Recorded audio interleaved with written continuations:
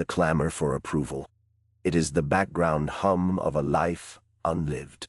Many men spend their years calibrating their worth against the fleeting opinions of others, building a facade that crumbles at the first sign of dissent. This relentless pursuit drains the very essence of a man, leaving him hollow. But what happens when the noise stops? The journey inward begins not with a grand declaration, but with a quiet refusal. A refusal to measure his value by the scale of others' applause or condemnation.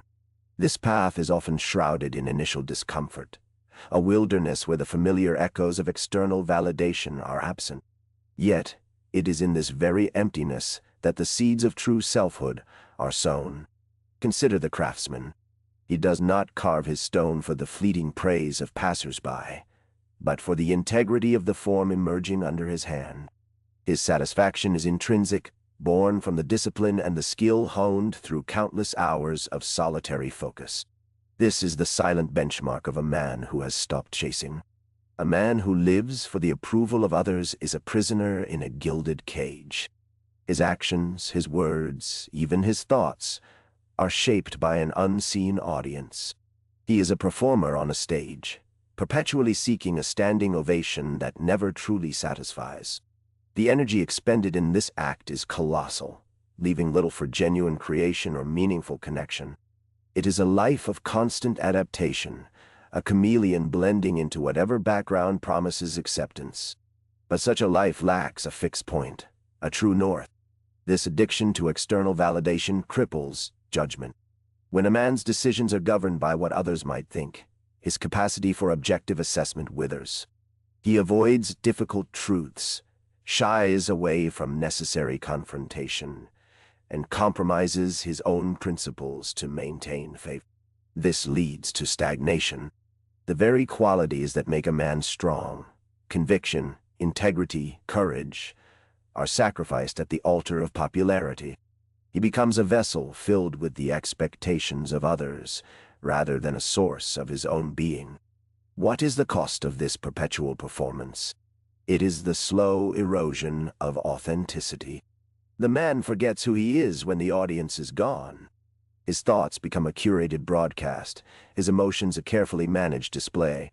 This division within himself breeds a deep, often unconscious, dissatisfaction.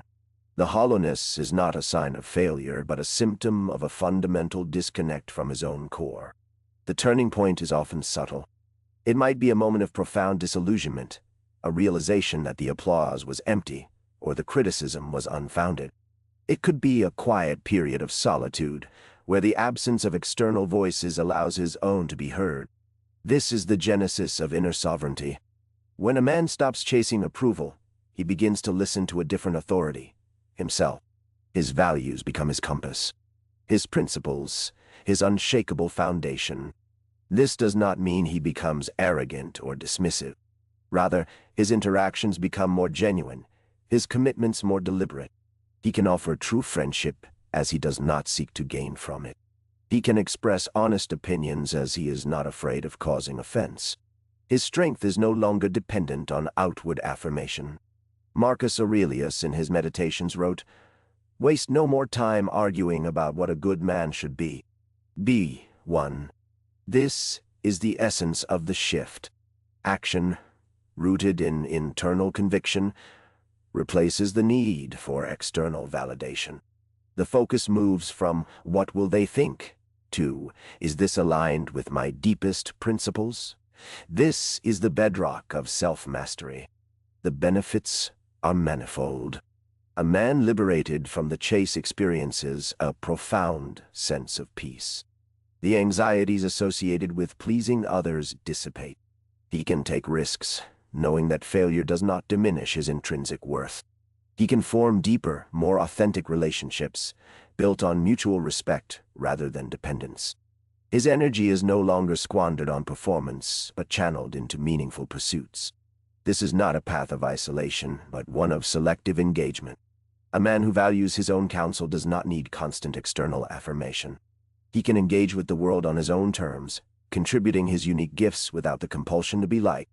His silence becomes potent, his presence grounded.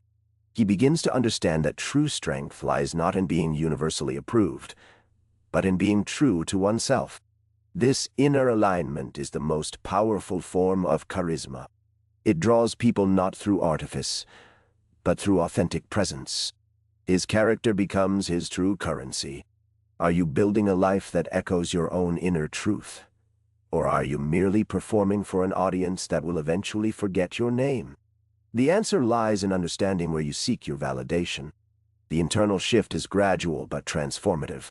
It is the slow, deliberate process of shedding the masks worn for others and revealing the man beneath.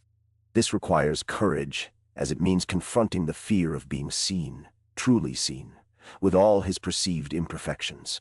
But the reward is immense, a life lived with unwavering integrity and profound self-respect. The applause of the crowd is fleeting, an echo in an empty hall.